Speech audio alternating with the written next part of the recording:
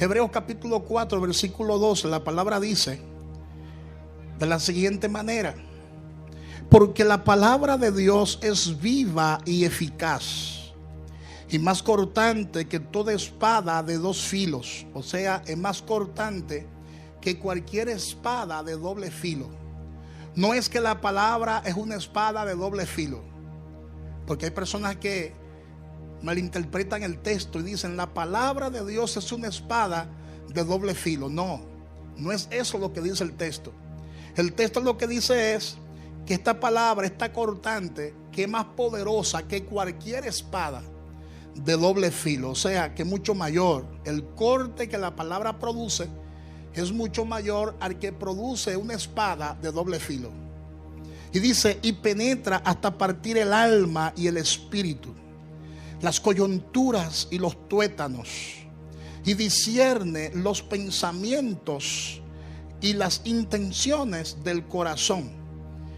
Hay una palabra dentro de este texto bíblico que casi siempre ignoramos, que es la palabra partir. Diga partir. Porque dice y penetra hasta partir. Diga partir. ¿Penetra hasta qué? Hasta partir el alma y el espíritu. Y dice las coyunturas y los tuétanos. Y hay otra palabra que es discernir. Discierne los pensamientos y las intenciones del corazón. Mira lo poderosa que es la palabra de Dios. Cuando la palabra de Dios viene de lo alto, recuerda que en las enseñanzas pasadas le estuvimos hablando que el hombre natural no puede entender las cosas que son de Dios, porque para él son locura y no la puede entender. O sea, la palabra locura en el griego es la palabra tonterías. Para el hombre natural, todo lo que está en la Biblia y que él no comprende, le resulta una tontería. Por ejemplo, el libro de Génesis, que es el libro de Bereshit, es uno de los libros más profundos que tiene la Biblia. Pero es un libro tan sencillo cuando inicia. En el principio creó Dios los cielos y la tierra estaba desordenada y vacía. Capítulo 1 de la creación. Capítulo 2, entonces se resumen la creación del hombre, ¿verdad? Y de la costilla del hombre entonces sale la mujer. Capítulo 3, el hombre cae en pecado y es sacado del huerto. Y la serpiente habla, la serpiente propone, la serpiente entabla una conversación con Eva. Ante la mente intelectual, idealista, esas lecturas son tonterías. Esa historia son tonterías. Difícil de entender gramaticalmente. Difícil de comprender porque el hombre natural no tiene discernimiento. El hombre natural no tiene un hombre espiritual. ¿Por qué no lo tiene activo? Porque está en pecado y por lo tanto el hombre está apartado de Dios y está muerto espiritualmente. Cuando una persona está en pecado, está muerta espiritualmente. ¿Qué significa eso? Que como está en pecado, no está activo, su espíritu está muerto. Hello. Su espíritu está muerto y como está muerto no puede entender las cosas que son de Dios. Porque las cosas espirituales se analizan espiritualmente. Y la palabra de Dios es espíritu y es vida. No es letra. Dígale al que está a su lado, la palabra no es letra. Filosofía es letra. Psicología es letra. Historias, eso es letra. Cualquier libro que tú hayas leído, he leído muchísimos libros de procedimientos jurídicos, como yo estudié ciencias jurídicas, he leído muchísimas obras. Tengo incluso en mi biblioteca más de 50 obras. Pero todo eso es letra. Diga letra. La palabra de Dios no es letra. La palabra de Dios es espíritu y es vida. Esa es la gran diferencia. Entonces el hombre natural, diga conmigo, el hombre intelectual, porque el hombre natural es el hombre intelectual. El hombre natural es aquel que apela a su intelecto. El hombre natural es aquel que apela a la lógica. Entonces el hombre natural, intelectual, no entiende las cosas que son de Dios, porque las cosas que son de Dios, que están escritas en la palabra, para él son tonterías. Por eso Jesús no perdió su tiempo con ese tipo de personas que son personas racionalistas. Le dijo: ¿cómo yo le puedo echar entonces las piedras preciosas a los cerdos? Parece como que la palabra ahí es fuerte cuando habla de los cerdos. Pero ¿cuáles son los cerdos? Los cerdos son esos hombres intelectuales, esos hombres que apelan a la lógica y que no abren su corazón. Y al no abrir su corazón, ¿sabe qué va a pasar? No van a apreciar el tesoro que hay escondido en la palabra. Y entonces el corazón va a estar endurecido, porque hay en ese hombre intelectual hay una ausencia de espíritu, porque su espíritu está muerto. Y para entender las escrituras, esa persona tiene que nacer del agua y del espíritu. Tiene que nacer de nuevo. ¿Sabe para qué? Para que el Señor le habilite sus oídos espirituales. Porque no hay forma de usted entender las escrituras si primero no recibe su oído espiritual. Una cosa es tú escuchar con el oído natural y otra cosa es tú escuchar con el oído espiritual. El que escucha con el oído natural, ¿sabe qué pasa? Se prejuicia y escucha pesadamente y sale criticando y murmurando la palabra. Eso pasó con el mismo Jesús.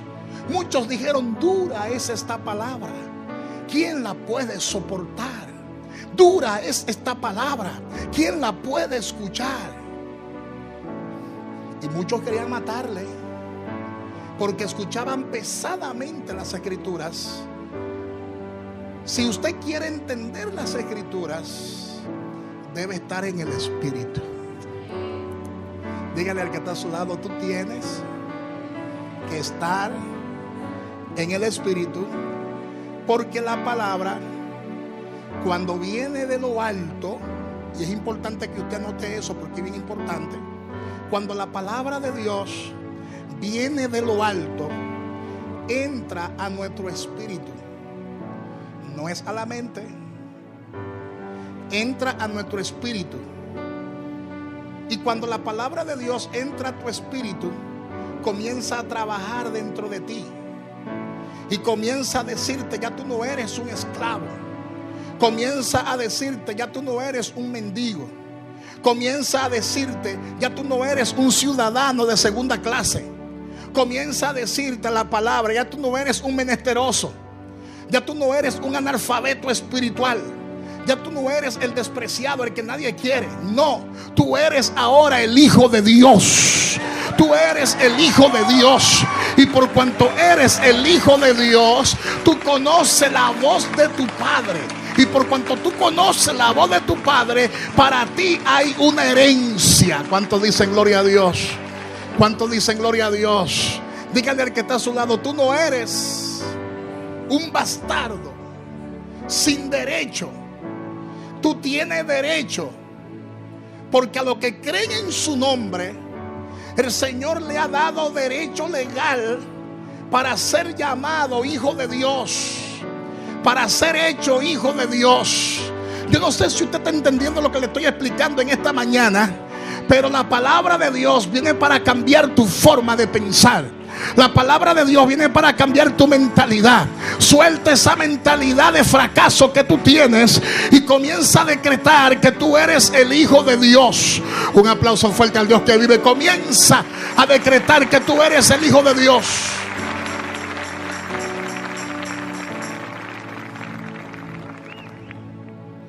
Amén. Por eso le expliqué en las dos enseñanzas anteriores que la palabra es Jesús. Jesús es la verdad. Y cuando tú conoces la verdad de la palabra, esa verdad te hace libre. Y hay una estrecha relación entre Hebreos capítulo 4 versículo 12 y Juan capítulo 12 versículo 20. Y le voy a explicar en breves minutos cuál es esa connotación y esa relación. Pero primero quiero descifrarte y explicarte lo que dice Hebreos capítulo 4 versículo 12. El Nuevo Testamento fue escrito en griegos. Y es importante que tú entiendas que los griegos fueron usados por Dios para traer esta palabra tan poderosa que nosotros estamos disfrutando y degustando hoy. Amén. Pero le decía hace un momento que no solo es la letra griega, no es solo en la letra hebrea, no es solo en la letra aramea, es lo que hay detrás de cada letra en la Biblia. Porque la palabra de Dios es una fuente inagotable de riquezas. La palabra de Dios es una fuente inagotable de revelación. Y hoy estoy subiendo un poquito el lenguaje. Hace días estoy subiendo un poquito el lenguaje, porque entiendo que ya ustedes están aptos para recibir la palabra que viene ahora. ¿Cuántos dicen gloria a Dios? ¿Cuántos dicen gloria a Dios?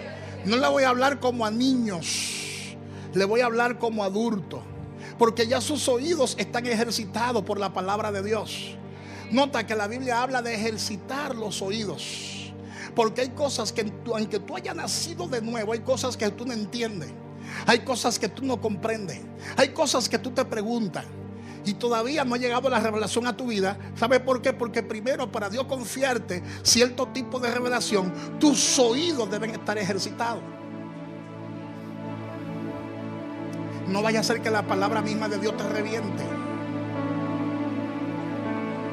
Hello. Y te haga pensar cosas insólitas e ilógicas. Dice la palabra, váyase conmigo al texto, porque la palabra de Dios es viva y eficaz. Dice que la palabra de Dios es viva. El texto griego le añade: es viva, activa, operativa y enérgica.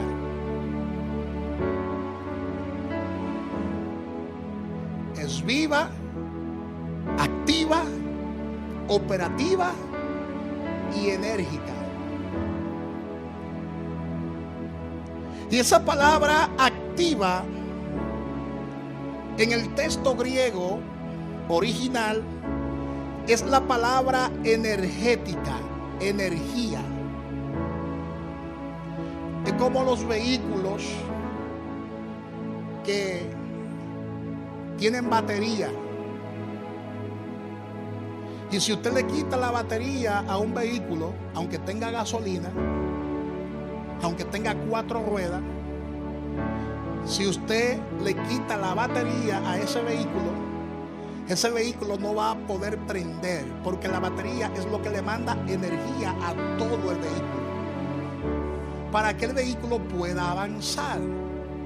Si usted no recibe la palabra semana tras semana, no va a recibir energía. ¿Están entendiendo? Es como el inversor. Si al inversor usted no le pone baterías, aunque el inversor esté bueno y sea de 4.5 o de 5.7, bien potente, si no tiene batería, el inversor no va a funcionar. Va a perder el propósito el inversor, porque no tendrá baterías. Y al no tener batería no podrá generar y no podrá conservar la carga, y sobre todo no podrá darle energía a la casa. La palabra es como esa batería. Si usted no recibe palabra, ¿con qué va a alumbrar?